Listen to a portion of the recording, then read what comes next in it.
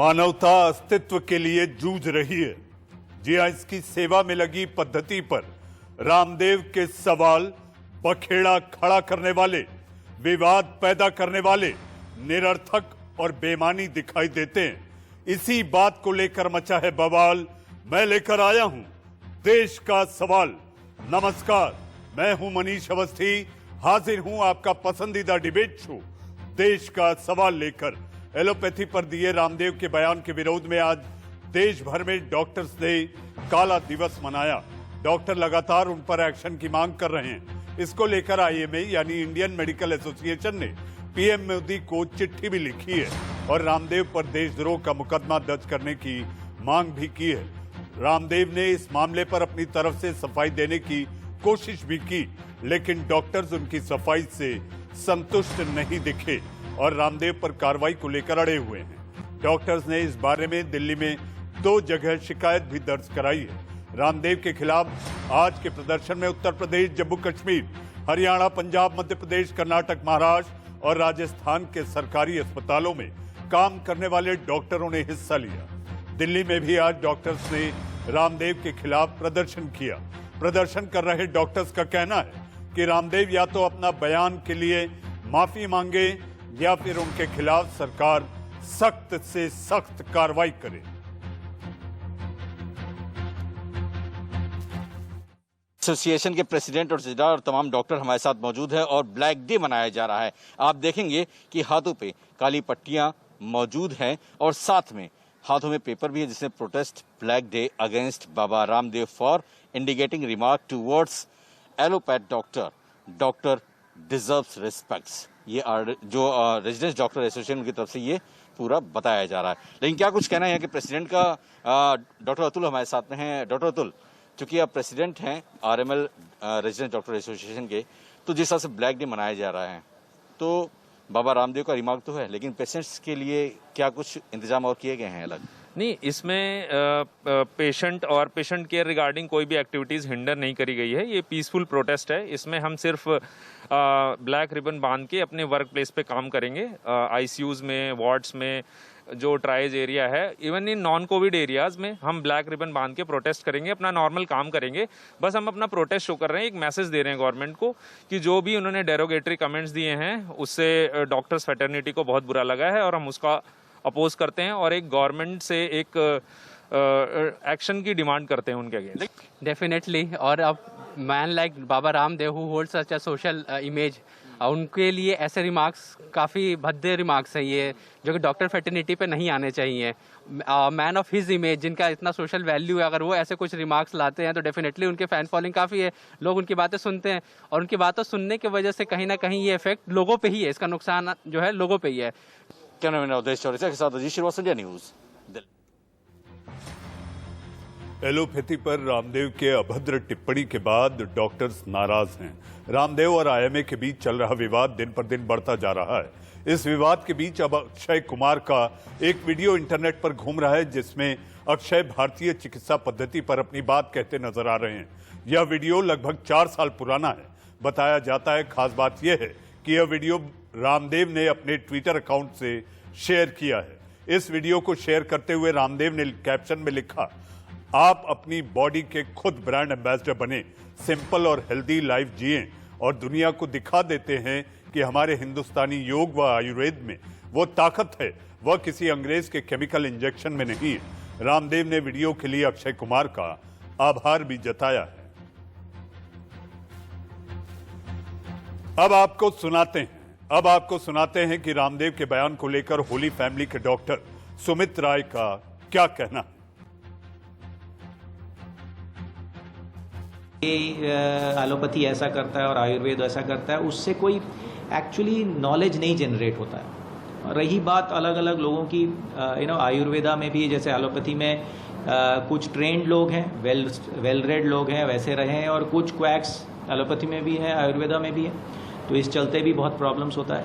और देखिए, रामदेव जी किसको माफिया कह रहे हैं और किसको नहीं कह रहे हैं ये मैं कमेंट नहीं कर सकता हूँ, पर ये सारी चीज़ें ना ही बोले तो अच्छा है। अपना जो ट्रेडिशनल जो आयुर्वेदिक फॉर्म ऑफ मेडिसिन है, इसको यदि वो रिसर्च और तरीके से प्रूव कर पाए तो ये बहुत अच्छा रहेगा, ये ह्यूमन बेनिफिट के लिए होगा।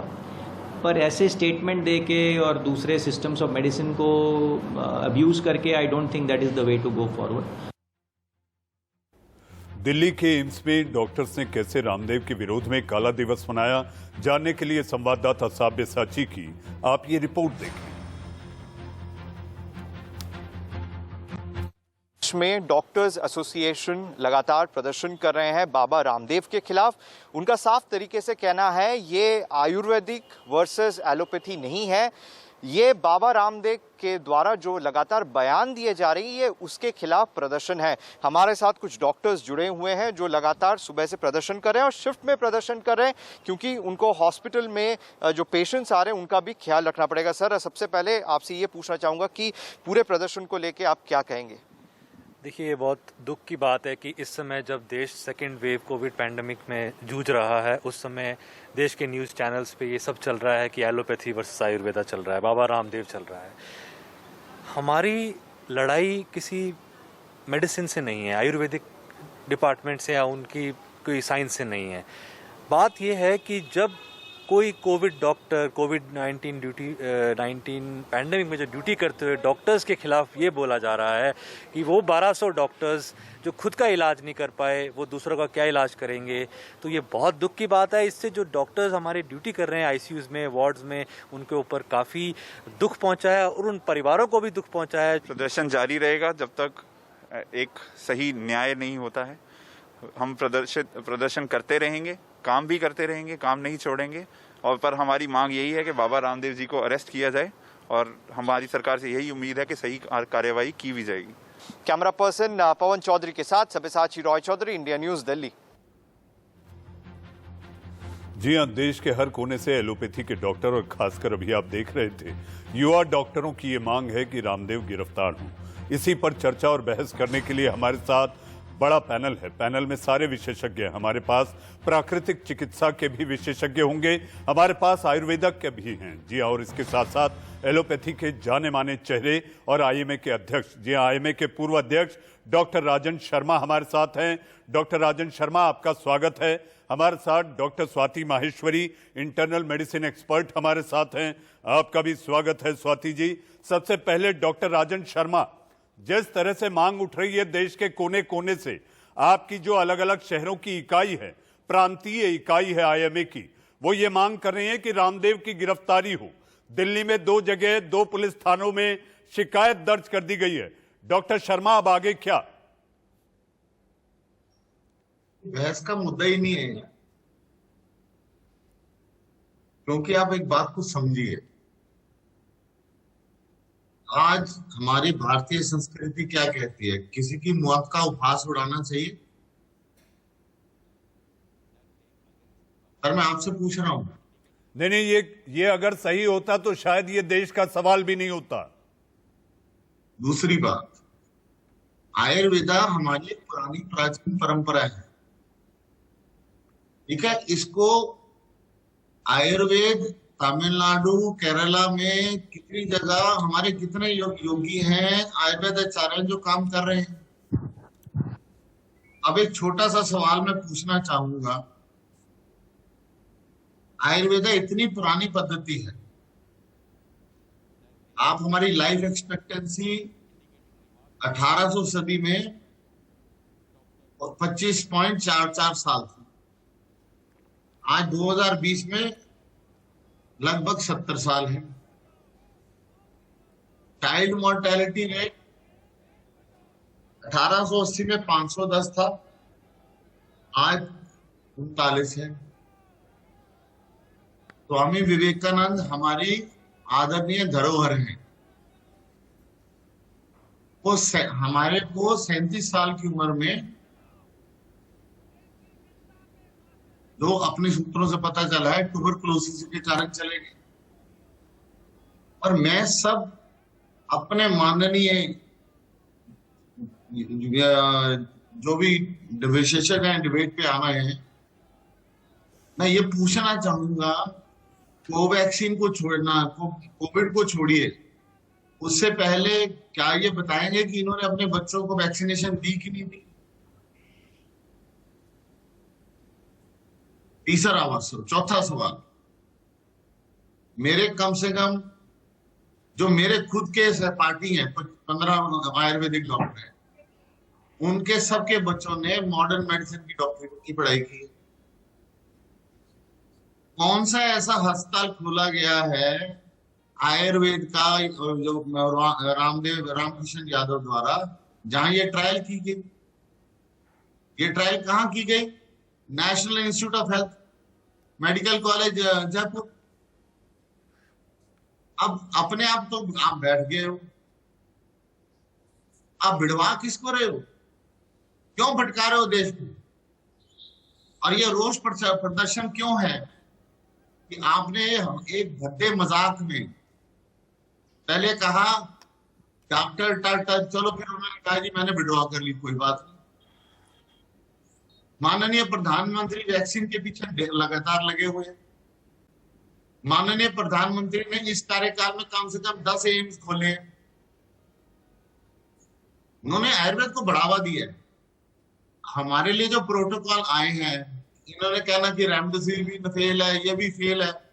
अरे भाई, आईसीएमआर के प्रोटोकॉल तो देख लो। ये प्रोटोकॉल हमारे लिए देश की सरकार ने, आईसीएमआर ने बनाए हैं। आयुष मंत्रालय ने इनके लिए कोई प्रोटोकॉल ही नहीं बनाया।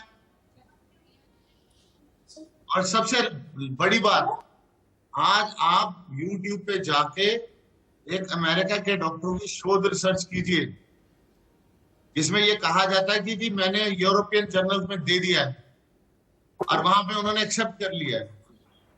उसमें बड़ा क्लियरली लिखा है कि ये एक मछली को हमने मॉडिफाइड आरएनए दी है।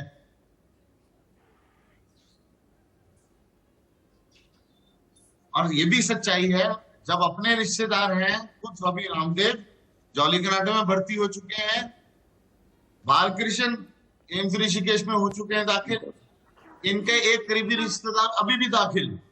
डॉक्टर शर्मा, मैं आपसे पूछना चाहूंगा, इस समय एलोपैथी के डॉक्टरों के गुस्से की वजह रामदेव का उपहास उड़ाना, टर डॉक्टर, ये कह देना कि अगर डॉक्टर बनना है तो रामदेव जैसा बनो, बगैर डिग्री वाला डॉक्टर बनो।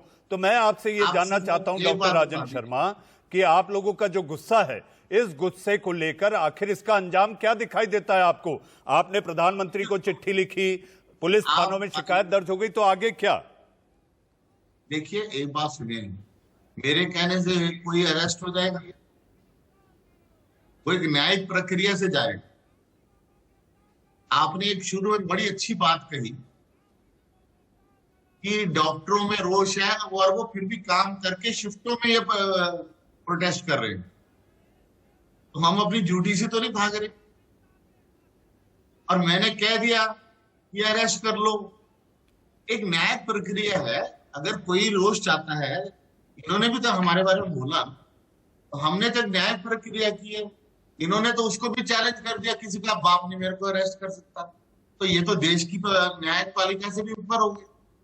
न्यायपालिका कल को कह दे कि डॉक्टर गलत है, तो हम तो शरीफ लोग अपने घर आके बैठे। जी डॉक्टर शर्मा, हमारे साथ पैनल पर आयुर्वेदाचार्य रामगोपाल दीक्षित, डॉक्टर रामगोपाल दीक्षित। आचार्य जी, आपका स्वागत है। आपने डॉक्टर शर्मा को सुना होगा। हमारे साथ पैनल पर स्वाति माहेश्वरी भी हैं। स्वाति, मैं आऊंगा आपके पास। दीक्षित साहब, इस समय श्रेष्ठता की होड़ दिखाई देती है। एक जगह जहां पर सारी दुनिया में एक इलाज पद्धति जो मानवता की सेवा में लगी है, उस पर बयान देना, उस पर सवाल खड़े करना, उसका उपहास उड़ाना, ये सारी बातें, आपको नहीं लगता कि रामदेव ने एक अनैतिक कार्य और अनैतिक कृत्य किया है?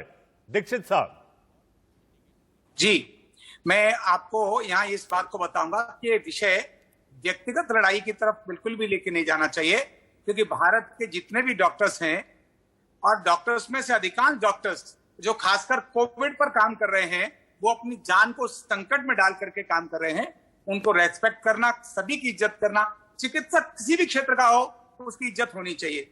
विज्ञान का विषय हो सकता है, किसी विज्ञान में कमी, विज्ञान में अच्छाई, विज्ञान में बुराई हो सकती है, दवाई देने में साइड इफेक्ट हो सकते हैं, उसके दुष्परिणाम हो सकते हैं, लेकिन जो चिकित्सक है वो तो व्यक्ति है, उसने अध्ययन किया है और विज्ञान के हिसाब से ही वो अपनी चिकित्सा करेगा। इसीलिए व्यक्तिगत आक्षेप पर हमारे को नहीं जाना चाहिए। हमें जाना चाहिए, जैसे मैं आयुर्वेद की बात करता हूं, सरकार के एक मंत्रालय का, इस मंत्रालय का एक सदस्य हूं छोटा सा, मैं बात करता हूं इस समय पर आयुर्वेद जिस प्रकार से, जैसे डॉक्टर साहब ने अभी बात बोली कि भाई आयुर्वेद कितना पुराना है, लेकिन स्थिति क्या है। वास्तव में आयुर्वेद को विकसित करने के लिए इस देश में पिछले कुछ वर्षों से, मतलब शतक की बात करूं, दशक की बात करूं नहीं, शतक की बात करूं, प्रयत्न नहीं हुआ।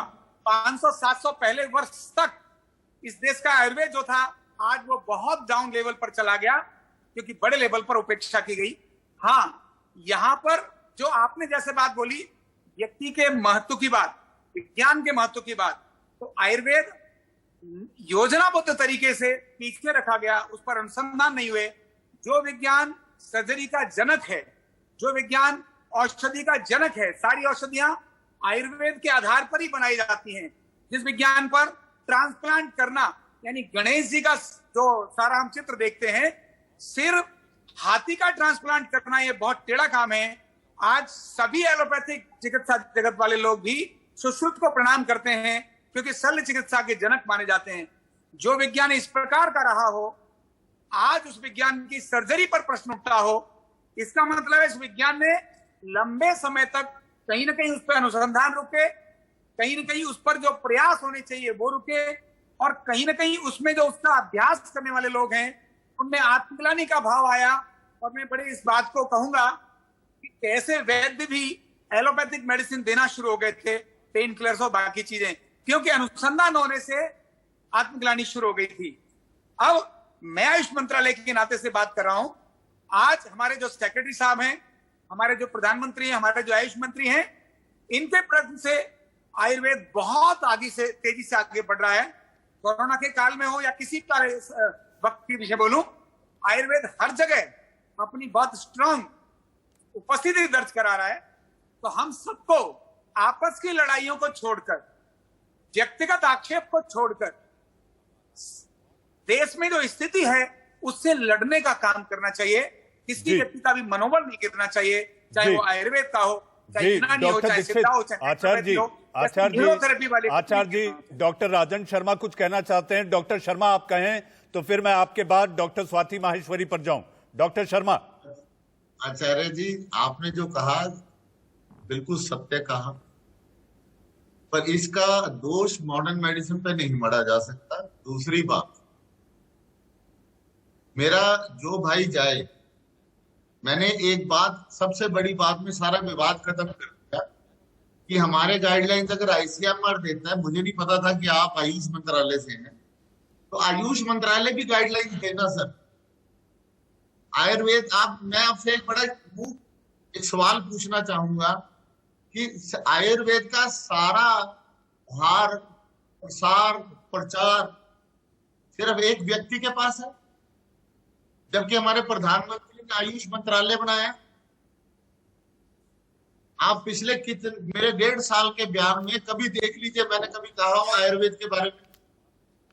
आज माता धन्वंतरी की पूजा हमारी हर एक मीटिंग में होती है।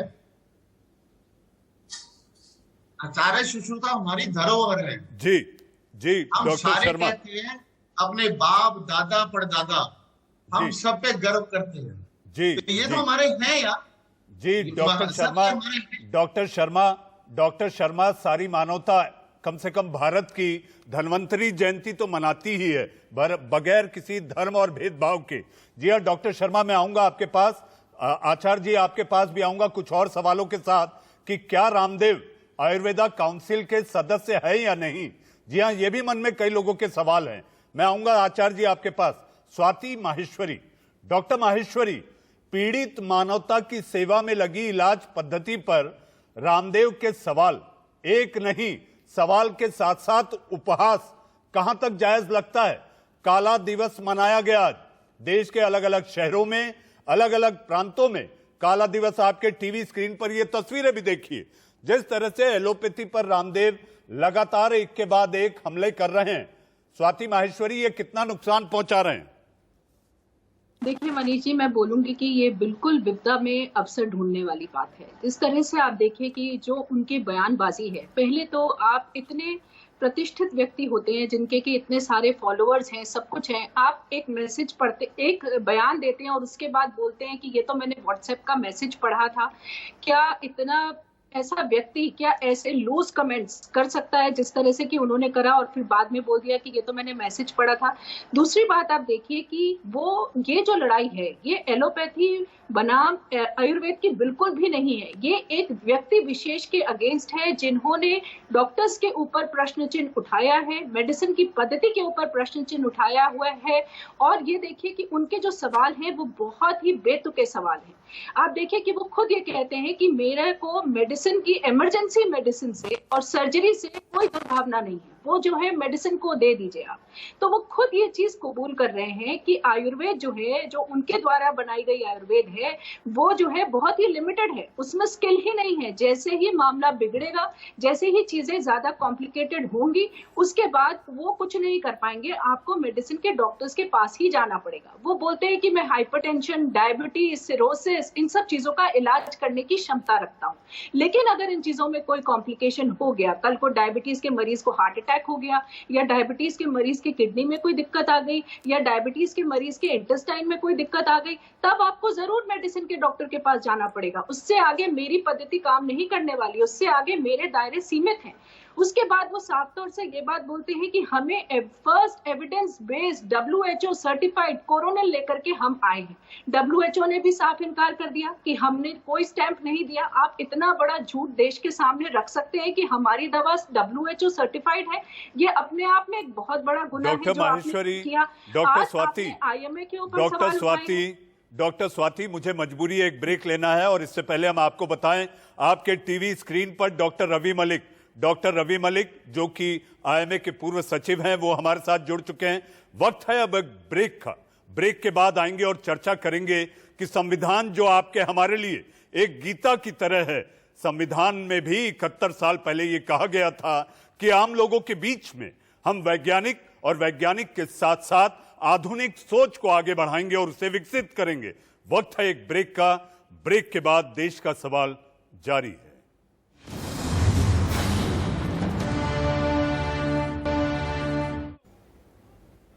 जी हां, देश के सवाल में आगे बढ़ेंगे, लेकिन उससे पहले इस वक्त की बड़ी खबर CBSE 12वीं की बोर्ड परीक्षा रद्द कर दी गई है।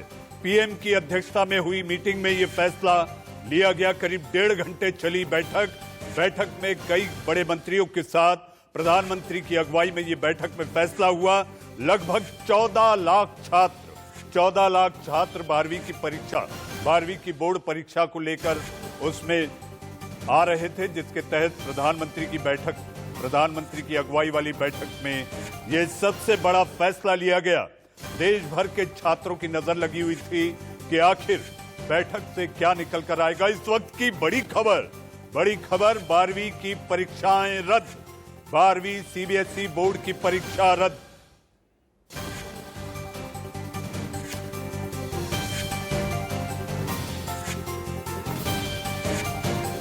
इस वक्त की बड़ी खबर, छात्रों की सुरक्षा और स्वास्थ्य को लेकर कोई भी कोताही नहीं बरती जानी चाहिए। प्रधानमंत्री की अगुवाई वाली बैठक में सबसे बड़ा फैसला। लगातार देश के मानव संसाधन मंत्री, अलग अलग राज्यों के मंत्रियों से भी चर्चा करने के बाद प्रधानमंत्री के साथ हुई इस बैठक में, जो कि 1.5 घंटे चली बैठक, छात्रों की सुरक्षा और स्वास्थ्य के साथ खिलवाड़ नहीं किया जा सकता। प्रधानमंत्री मोदी, छात्रों की सुरक्षा सबसे बड़ी प्राथमिकता। 1.5 घंटे चली इस बैठक के बाद सबसे बड़ा फैसला, CBSE 12वीं बोर्ड की परीक्षाएं रद्द कर दी गई।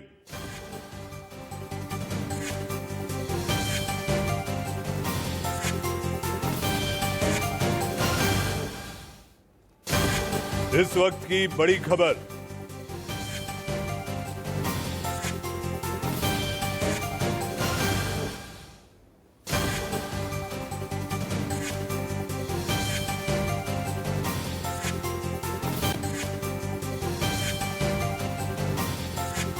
छात्रों और छात्रों के अभिभावकों को बेसब्री से इंतजार था कि आखिर उनके बच्चों की परीक्षा, सीबीएसई बोर्ड की परीक्षा, सरकार क्या फैसला लेने वाली है।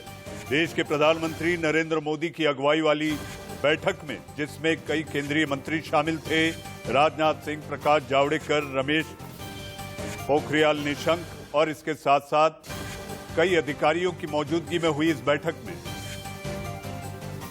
ठीक भी हुआ है, गलत भी हुआ है। एक्चुअली हमारा मतलब इतना सारा प्रिपरेशन किया, वो भी वेस्ट गया है। बट एक सेफ्टी के मेजर से देखा जाए तो ये हमारे लिए ठीक भी है। तो आपको मार्क्स कैसे देंगे, क्या सोचते हैं, कैसे आपको ग्रेड दिया जाएगा? अभी जैसे जो हमारा प्रैक्टिकल हुआ है और उसके अर्लियर जितने भी टेस्ट वगैरह हुए थे सारे, तो उसके अकॉर्डिंगली अगर पास कर दिया जाए तो वो बेटर होगा। या फिर कोई ऑनलाइन एग्जाम्स भी ट्राई कर सकते हैं, ऐसा कुछ अलग क्राइटेरिया देख करके। इस बड़ी खबर पर ज्यादा जानकारी के साथ, जी हां, लोगों को बेसब्री से इंतजार था। हमारे संवाददाता राकेश सिंह हमारे साथ मौजूद हैं। राकेश, सबसे बड़ी खबर पर सबसे बड़ा अपडेट।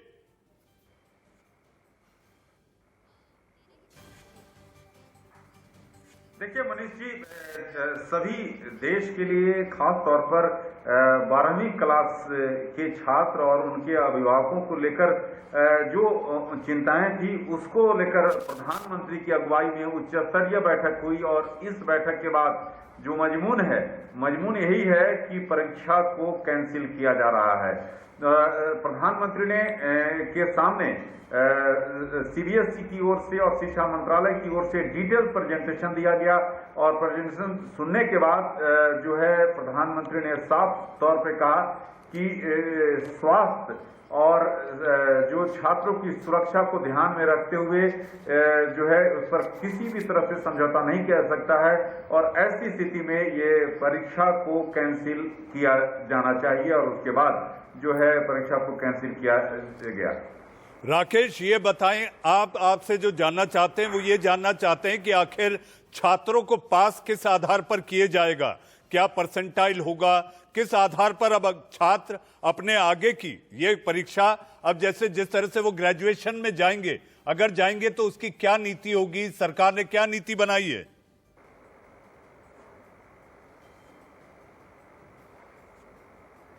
देखिए, उसको लेकर साफ तौर पर जो शिक्षा मंत्रालय की ओर से विकल्प दिए गए थे और विकल्प के बाद जो ये फैसला किया गया कि परीक्षा कैंसिल किया जा रहा है। लेकिन जहां तक आखिरकार का क्या क्राइटेरिया होगा, इसको लेकर ये साफ तौर पर जो शिक्षा मंत्रालय है उसके ऊपर छोड़ा गया है कि क्या ऑप्शन रखा जाएगा। जैसा कि आप जानते हैं कि पिछले साल क्या 11वीं में जो आंतरिक परीक्षा हुआ था और उसमें जो प्रतिशतता जो छात्र ने हासिल की थी उसको एक प्रमुख आधार होगा। लेकिन अभी कुछ देर और इंतजार करना पड़ेगा मनीष जी, और उसके बाद स्थितियां पूरी तौर पर साफ होंगी। लेकिन इतना जरूर है कि अभी की बड़ी खबर यही है कि सीबीएसई जो 12वीं कक्षा की जो परीक्षा है उसको कैंसिल किया गया। जी राकेश, ये बताइए कि इस बैठक में कौन कौन मौजूद था?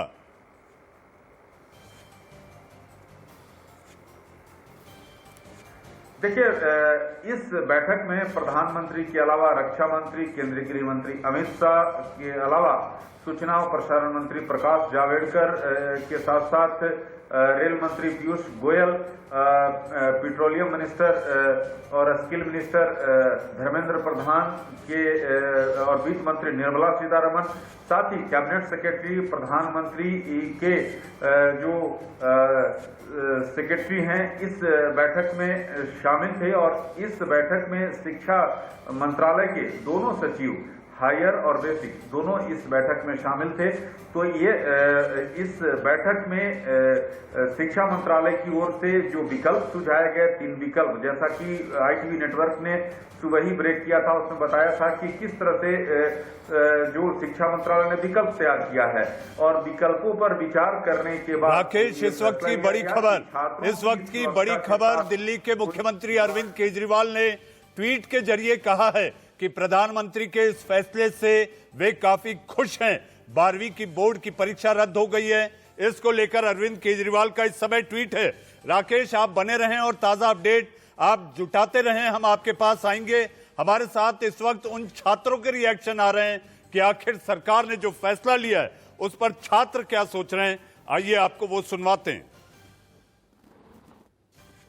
कैंसिल हो गए, क्या सोचती हैं आप इस बारे में? मेरे हिसाब से एग्ज़ाम कैंसिल हो गई, ये बहुत अच्छी बात है, क्योंकि हमारी हेल्थ सबसे फर्स्ट प्रायोरिटी पे आती है। और मैं थैंक करना चाहूँगी जिसने भी एग्ज़ाम कैंसिल करे हैं। और इंटरनल असेसमेंट के बेसिस पे हमारे मार्क्स लग सकते हैं, और काफ़ी हमारे प्रैक्टिकल्स वगैरह हुए हैं, उन पे भी लग सकते हैं, हम प्रमोट हो सकते हैं आगे। हमारा काफ़ी प्रेशर बढ़ चुका था और अब हमें एक अच्छी न्यूज़ मिली है, तो अब हम हैप्पी हैं। क्या आप लास्ट ईयर भी 12th में थे? 2 साल से है ना, आप बता रहे हैं? हाँ जी। मैं क्या हुआ था आपके साथ लास्ट ईयर? 2021 वाले सेशन में हूँ मैं। तो अभी हमारे एग्ज़ाम्स मई में होने थे, 4 मई, तो वो पोस्टपोन हो गए थे, तो इस वजह से काफ़ी प्रेशर हमारे ऊपर बना हुआ था कि। जी हाँ, आपने 2 छात्रों के रिएक्शन सुने। पहली वाली छात्र दुखी इस बात से थी कि हमने बहुत मेहनत की थी, और आपने दूसरी छात्रा को सुना, वो ये कह रही है जी आप प्रमोट कैसे होंगे इस बात को लेकर ही चिंता है, बाकी जो हुआ ठीक हुआ। हमारे साथ मेहमानों का पैनल बना हुआ है। पैनल में हमारे साथ डॉक्टर रवि मलिक, डॉक्टर राजन शर्मा, आचार्य राम गोपाल दीक्षित और डॉक्टर स्वाति माहेश्वरी। इस वक्त की देश की सबसे बड़ी खबर पर हमारे साथ मेहमानों से सबसे पहले डॉक्टर मलिक, मैं आप ही के पास आऊंगा। प्रधानमंत्री की अगुवाई वाली बैठक में 1.5 घंटे चली इस बैठक में सबसे बड़ा फैसला 14 लाख छात्र सीबीएसई 12वीं बोर्ड की परीक्षा स्वास्थ्य कारणों से, स्वास्थ्य के साथ साथ सुरक्षा को देखते हुए रद्द कर दी गई है। डॉक्टर मलिक, आपका पहला रिएक्शन।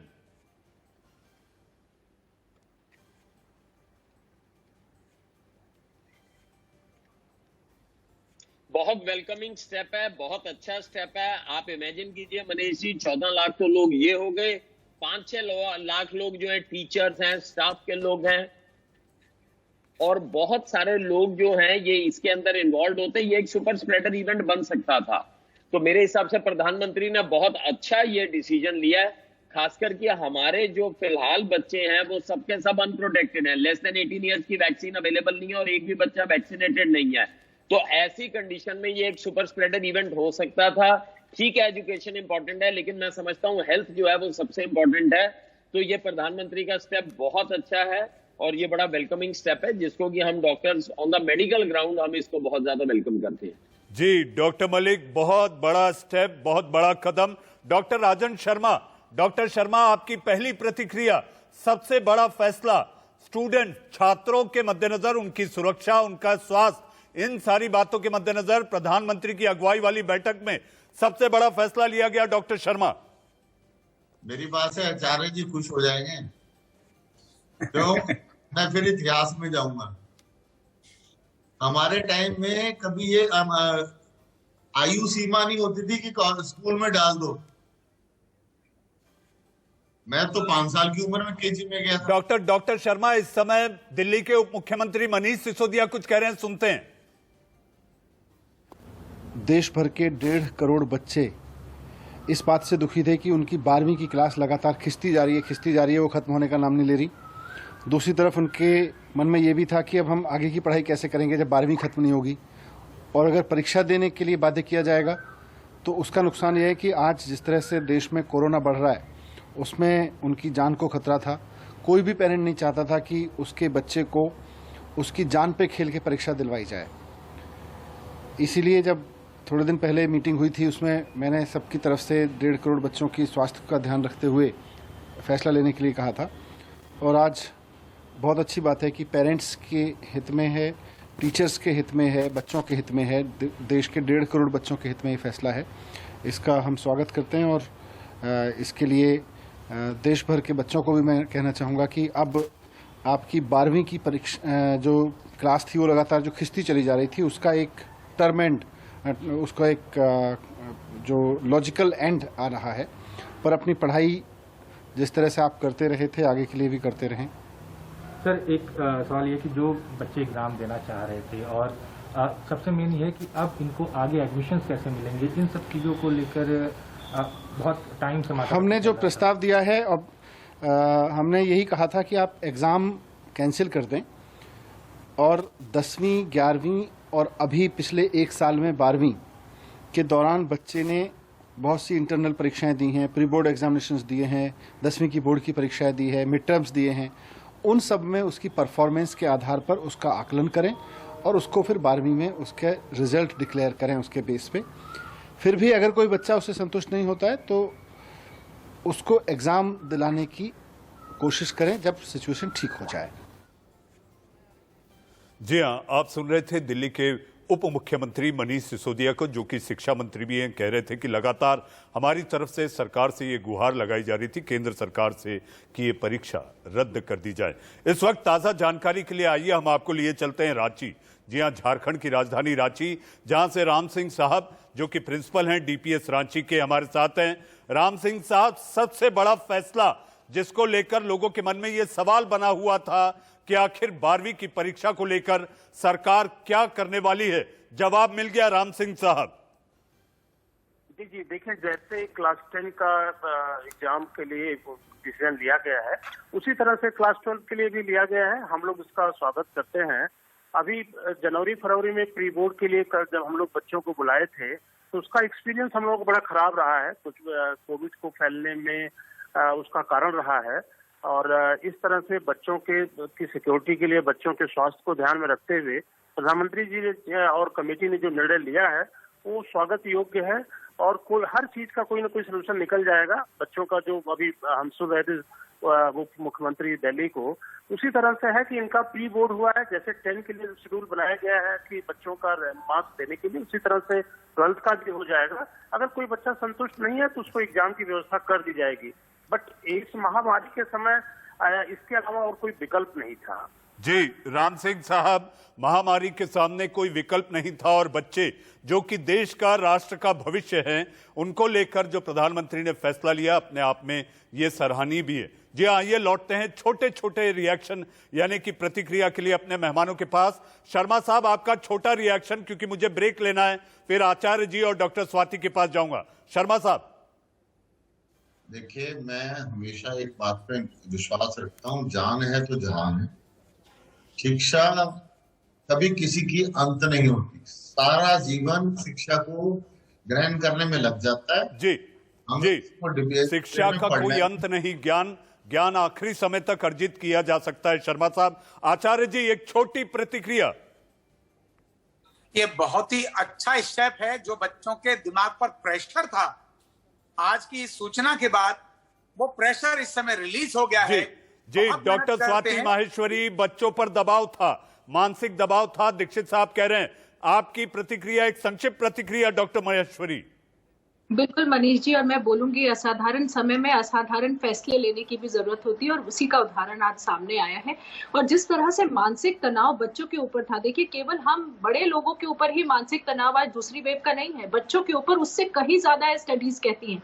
और ऐसे में परीक्षा देना उन बच्चों के लिए न केवल जान के लिए Maheshwari, doctor Swati Maheshwari, doctor Ravi Malik, doctor Rajan Sharma साहब और आचार्य राम गोपाल दीक्षित साहब, आप लोग देश के सवाल के कार्यक्रम में आए, अपना वक्त दिया, आप सभी का बहुत बहुत धन्यवाद। अब वक्त है एक छोटे से ब्रेक का।